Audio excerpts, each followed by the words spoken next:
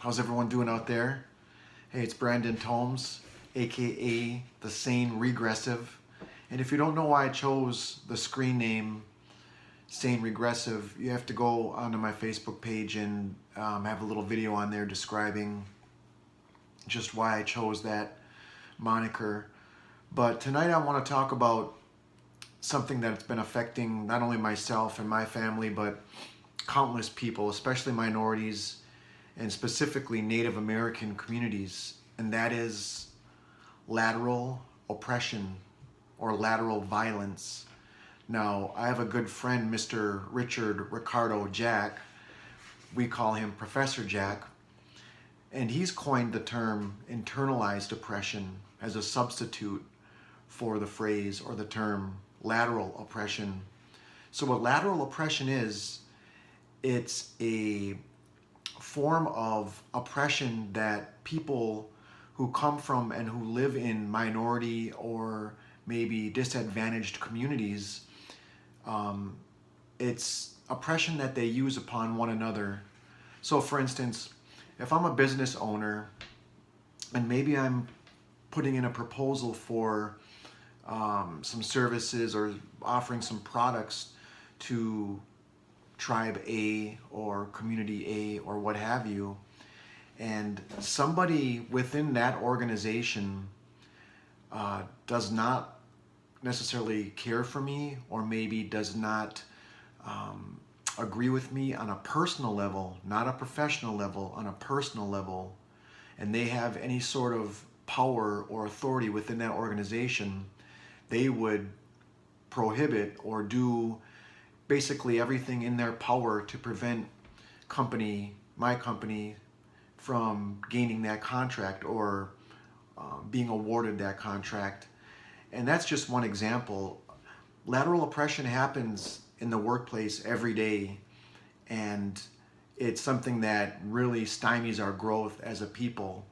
And I think as Indian people in particular, we really need to find the success of one another in our accomplishments and realize that when somebody accomplishes something that is positive and successful, that they're accomplishing that for all of us. That is all of us out there. And I think that we don't recognize that.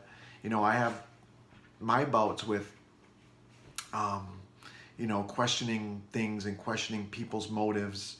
And I often question my own motives, and I got to make sure to keep myself in check that the reason I'm doing something is the right reason and for wholesome purposes.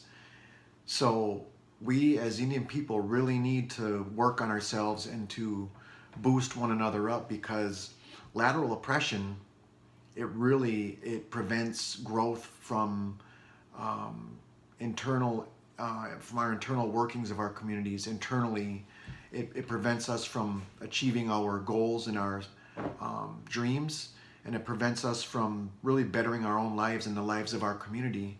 If I am somebody that is trying to achieve a certain level of success, and I have people out there that maybe hold something against me for something I did 5 or 10 years ago or 20 years ago, there's a problem with that, because we all make mistakes. We all experience challenges and barriers in our lives, and we have to find ways to grow and overcome our challenges and right our wrongs. And I think that many of us do that. We get to a point in life where we look back and we say, I could have did this different. I should have turned left instead of turning right. And so we know not to make those mistakes anymore. But people who haven't grown or who have not matured in their own lives, they hold you or me or us to something we did maybe, again, 10 years ago, something we did in our past that is really unfair and that prevents our growth as individuals and as a community. And there are people in this community that they don't know why they don't like somebody. So for instance, we have somebody that's maybe 17 or 18 or 20 years old, and they don't like a person that is 40 or 50 years old, but they can't give you a reason why they don't like that person the only thing they say is, I don't like him or I don't like her. And they can't really tell you, give you a specific reason or an instance why they wouldn't support that person or like that person. So that's how historic trauma and this lateral oppression is handed down from generation to generation. People hear, as children, they hear their parents or other elders or older people within their household or in the family talking poorly or badly about somebody, and then they carry that into their adulthood. And so they don't know why they don't like that person. They just know that they don't like them, and it's not cool to like that person, at least in their family. I believe that lateral oppression or internalized oppression is a result of historic trauma.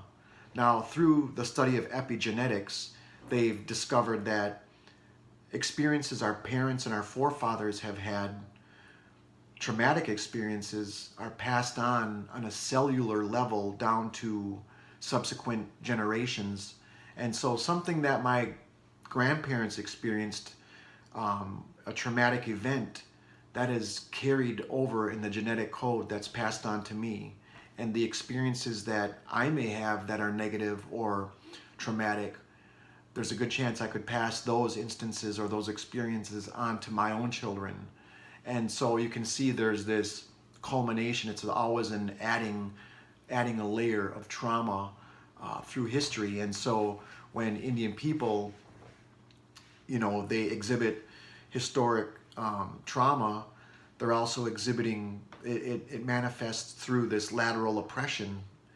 And we really need to find out why we don't like somebody, or why we disagree with this person, other than we just don't like them. Because that person who's trying to succeed and trying to better themselves, they have a family at home, they most likely have children. As Indian people, we live multi-generational households. That's how we live, through grandparents living in the house, aunts and uncles. There might be 3 or 4 generations living in a single home on any reservation.